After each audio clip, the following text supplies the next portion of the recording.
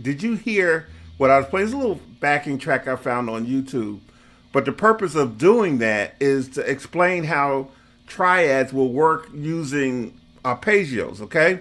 So if you heard the line that I played.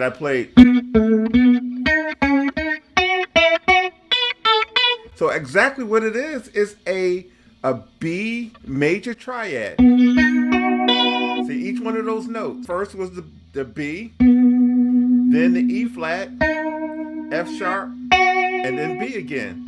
So